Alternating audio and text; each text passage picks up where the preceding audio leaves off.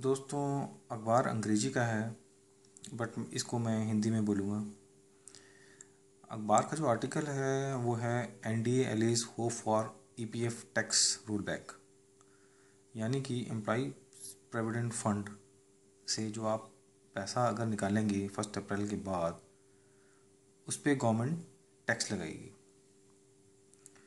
अब इसके ऊपर ऑलरेडी पार्लियामेंट में बहुत बहस हो चुकी है। राहुल गांधी जी ने इस पे काफ़ी व्यंग कसा है। पार्लियामेंट में बहुत कॉमेडी भी हुई है। फेयर एंड लवली तक की बातें हुई हैं, जिनमें जिसके द्वारा राहुल गांधी ये कहना चाहते हैं कि सरकार जो है ब्लैक मनी को कंट्रोल करने के बजाय उसको बढ़ावा दे रही है, उनका ये कहना है।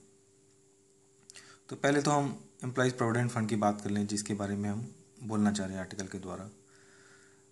बजट पेश करने के बाद कुछ घंटों में ही अरुण जेटली और उनकी सहयोगी दलों को, समाजवादी, अकाली दल और शिवसेना के member of parliament Sanjay Raut और ट्रेड यूनियन जिसको बीजेपी सपोर्ट मिलता है, जिसका भारतीय मजदूर संघ जिसको बीजेपी का सपोर्ट मिलता है, उन्होंने रियलाइज़ किया कि कोई भारी गलती हो गई है।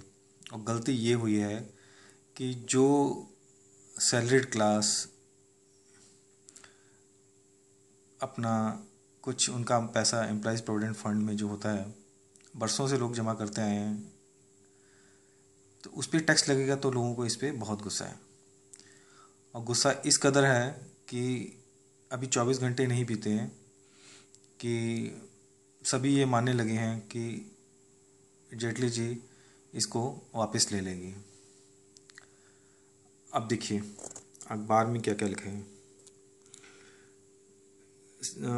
Sketching criticism of the proposal to tax provident fund came from trade unions including Bharatiya Mazdoor Sangh, A.K. Padmanabhan, board member of the Employees Provident Fund Organization. So काफ़ी विरोध किया है ट्रेड यूनियंस ने, कहने का मतलब ये है।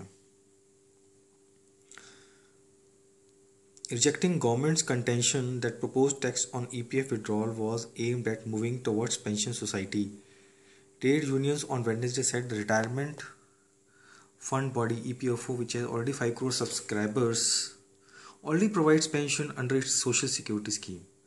तो कहने का मतलब ये है कि अरुण जेटली कहना चाह रहे हैं कि ये उन्होंने इसलिए किया ताकि पेंशन फंड्स को बढ़ावा मिले। बट दोस्तों, एम्प्लॉयज़ प्रोविडेंट फंड हम लोग जो पैसा जमा करते हैं उसमें पेंशन स्कीम तो ऑलरेडी है। एक तरफ तो सरकार कहाँ बाहर का ब्लैक मनी इंडिया में आएगा ऐसे वायदे कर रही थी, और कहाँ जो हमारे देश में मौजूदा ब्लैक मनी है उसी को कंट्रोल नहीं कर पा रही। अब पिछले बार ऑलरेडी एक बार स्कीम आ चुकी है भाई, जिनके पास इंडिया में ब्लैक मनी है गवर्नमेंट को साथ खुलासा करें और स्कीम का फ़ायदा उठाएं। एक बार ये स्कीम ऑलरेडी आ चुकी है, बट देखने में यह है कि बहुत सारे लोगों ने इसका फ़ायदा नहीं उठाया। जिन लोगों ने अपनी ब्लैक मनी को ओपन किया है इनकम टैक्स डिपार्टमेंट के सामने, उसमें ज़्यादातर देखा गया है प्रोफेशनल्स हैं, सॉफ्टवेयर, डॉक्टर्स, जिन्होंने सोचा अभी टेंशन फ्री लाइफ जिएंगे।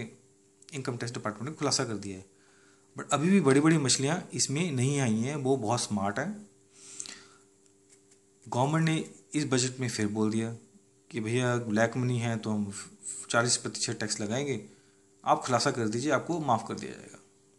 अरे भाई चलो ठीक है, दूसरी बार एक बार और मौका दे दीजिए।